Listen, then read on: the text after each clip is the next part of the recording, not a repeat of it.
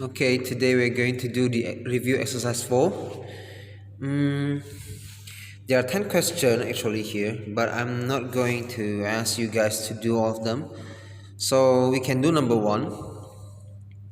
Yeah, so given the value of A and B, we just put in the value of A and B here and then calculate to find the value. Mm, there's nothing difficult here actually. You just need to refer back to the all the practice now that we've been doing so far. So just put in, so like for b equals 7, there will be 7 minus a means minus negative 2. So 7 minus negative 2 will mean 7 plus 2, 9, and then you just square 9 squares 81. Simple, right? So from A to F should be no problem. Number 2 also, so they give the value this time you have 3 variables instead of 2, and also the expressions kind of like more complicated, it looks a bit more confusing because there are more stuff flying around here, but it's still okay. So you do the same thing, you just replace the value of x, y and z with this value that's been given. So here I suggest you square first, and then you have fraction minus fraction, you turn them into like fractions, and then you can if you have fraction as the outcome, remember that when you divide a fraction, that will mean you times that fraction but you flip it upside down. That if you have fraction. If you already replace all this value with the value given here, and you have a whole number, that will be a really easy thing to do, right? So try yourself, figure out yourself. If you have any question later, ask me. Expand or simplify, all these things are just exactly like the practice now. So maybe number F looks a bit more complicated, but you have to try.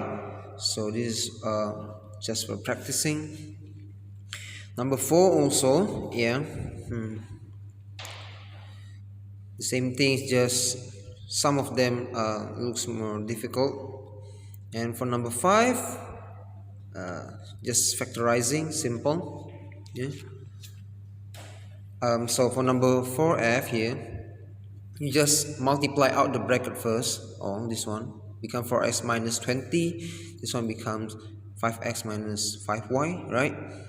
Turn them into like fractions, those two in the bracket, combine them, and then the result, you change it into like fractions also with this one.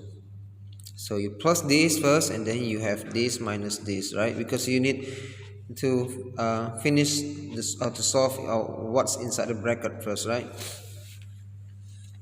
And then number 7 now, 400 cycles, x kilometer in 3 hours. This here we're talking about the distance and time.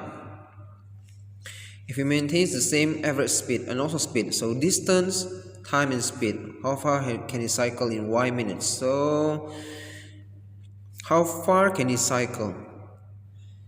How far, that means they ask for the distance. Well, we know in science that distance is the formula of distance is speed times time. Okay, speed times time. How far can you cycle in y minutes? So this is the time. So how do we find the speed? The speed is just this divided by this. So the kilometer divided by the time given. So speed will be x over 3. That will be fraction. Oh, by the way, you have to change the hour to minutes also. 1 hour is 60 minutes. So you have to change 1 hour to 60 minutes. That means 3 hours is just 3 times 60 minutes, right? So 3 times 60. So x over 3 times 60. Yeah, okay, so change this first into speed. So and then that one x times x over 6 times 60, yeah, speed times with the time that is taken for he to cycle, yeah. So y, right? So speed times time, y. And then after that, please check all your answers with the, yeah, answer key given in those last pages of the book.